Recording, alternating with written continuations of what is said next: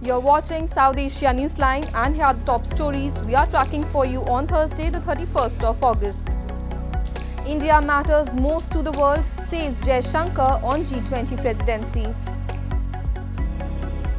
Weakening of Taliban regime will harm everyone, says Muttaqi. Hindus in Nepal mark Festival of Threads, Janai Purnima.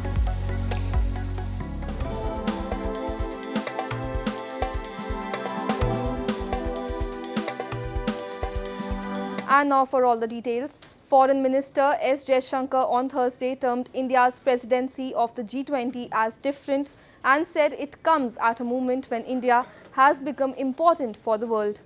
Addressing an event in New Delhi, Jaishankar said today the world perceives India as a responsible and innovative nation which is driving global progress. New Delhi is set to host the crucial G20 summit on September 9 and 10. Jaishankar said India has demonstrated a capability of helping other countries and therefore India's G20 presidency has expectation and responsibilities which are very exceptional.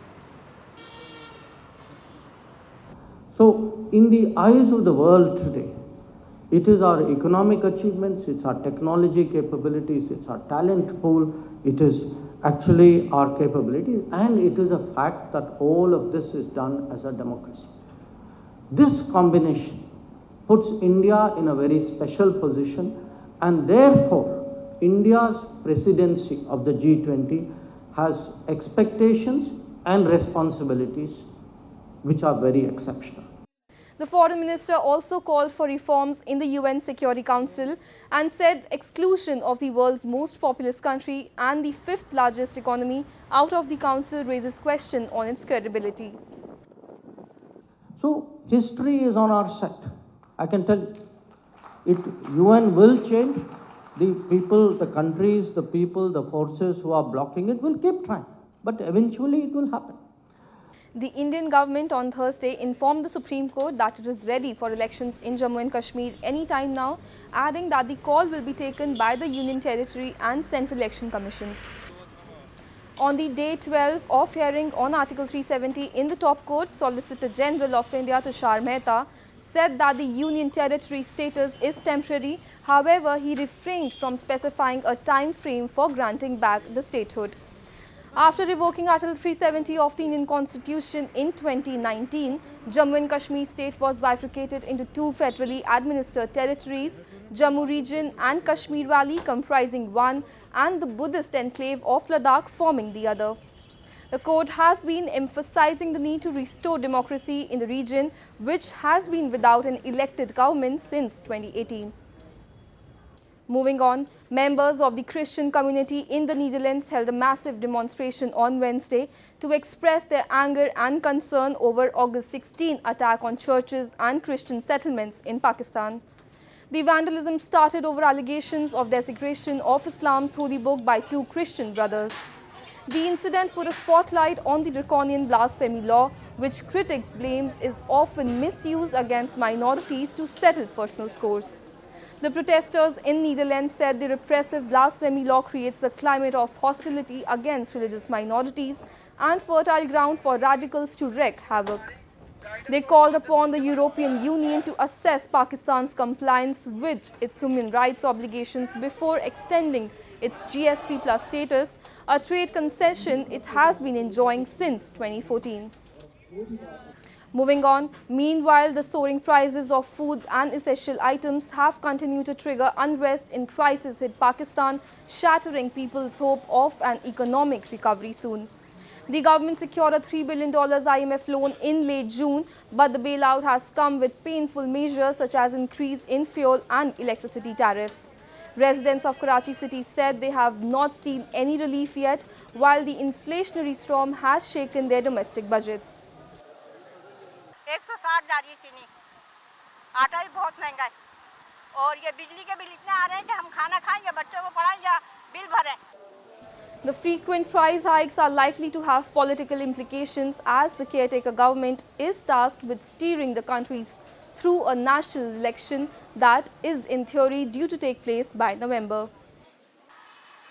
इनको कहे कि महंगाई का एहसास है गरीबों का क्या का साथ है, उनको तो प्याज का पूछो, उनको रेट का भी नहीं पता होगा, ये तो गरीबों को पता है, कभी उन्होंने खरीदा इस चीज़ को। भाई किसी से कोई भी शिकवा गीला करने की ज़रूरत नहीं है, वहाँ हमको खुद सोचना है, खुद फैसला करना है कि आइंदा जो इलेक्शन अभी सर पे है उस पर किसको चुनना है, किसको वोट देना है। Taliban's acting Foreign Minister Amir Muttaqi has said that the Afghan soil is not a threat to any country and international community should have a moderate policy towards the Islamic Emirate. Muttaqi said there is no opposition in Afghanistan and this opportunity should be used. He also called for releasing Afghanistan's assets abroad and lifting sanctions as well as economic cooperation by the international community. No foreign government has formally recognized the Taliban's regime so far. Despite promising a moderate administration, Taliban has imposed its strict interpretation of the Islamic law by enforcing harsh rules, banning girls' education and barring Afghan women from public life and most work. And Hindu devotees in Nepal thronged the banks of sacred rivers to take a holy dip and offered prayers to mark Janai Purnima. Take a look. Hindus in Nepal on Thursday gathered on the banks of the sacred Bagmati river and offered prayers at the Pashupatinath temple on the occasion of Janai Purnima, the festival of threads observed on a full moon day of the monsoon month of Shravan. On this occasion, the Gadharis, Brahmins, Kshetris and Vaishyas perform their annual ritual of changing Janau, the sacred thread which is worn across their chest. Those who don't wear Janau receive the Raksha Bandhan thread, which is tied around the wrist as an amulet, a symbol of protection from fear and diseases. Of Janai gets wisdom, prosperity, strength and many other virtues granted by our religious scripts, and as a Brahmin that's something that you need to wear. And when I was young I had a ceremony called Bratamanda, and after that ceremony I was handed this Janai, and told that I should wear this, so I can have all those virtues. I think it's symbolic. I think virtues are earned, by the good work that you do in society and in the world. But I think it's also important that you continue those religious traditions, and keep your culture alive. Similarly, young priest called Batuks also got initiated at a hermitage school in Kathmandu. The young students took holy bath and chanted hymns and prayers to mark the occasion. Janai Purnima is considered a very auspicious time to initiate and accomplish significant activities as the luminous fullness of the moon represents abundance and generous blessings. General Tomás Ribeiro Paiva, the commander of the Brazilian army, got an up-close look at indigenous weapon system as he witnessed a firepower demonstration in Rajasthan's Pokhran by the Indian Army on Wednesday. From main battle tank Arjun to K9 Vajra, all manufactured in India showcased their might to the visiting commander. Indigenous Akash missile system and air-ledged roof also showcased their capabilities during the demonstration. जी MET Arjun 2010 से हमारी सेना की service में है and ये indigenously developed and design tank है। अगर इसके आप इंजन की बात की जाए तो ये one of the most powerful engine है। 1400 हॉर्स पावर का इंजन है जिसके अंदर ऑटोमेटिक ट्रांसमिशन है, तो ये किसी भी टेरेन और किसी भी वेदर की हालत में आप कहीं भी आप इसको ट्रैवल करा सकते हैं। इसकी फायर पावर की बात की जाए तो 120 mm की गन है जिसके अंदर से कई प्रकार के एमिनेशन फायर होते हैं और 2 से 3 किलोमीटर की रेंज तक किसी भी दुश्मन के किसी भी वेपन सिस्टम को बर्बाद कर सकता है। बिल्कुल, ये इसमें night vision thermal imager site का बंदोबस्त है जो दिन और रात के समय दुश्मन को दिन की तरह ही रात को भी बर्बाद करने में पूर्णतः से सक्षम है। एंटी एयरक्राफ्ट के लिए 30 mm कैनन गन है जो एंटी एयर रोल में भी अपना बखूबी काम करने में सक्षम है। The Brazilian Army commander is on a 6-day tour to India in an effort to bolster defense ties. According to a government release, the visit marks a significant milestone in the long-standing relationship between armed forces of the two countries.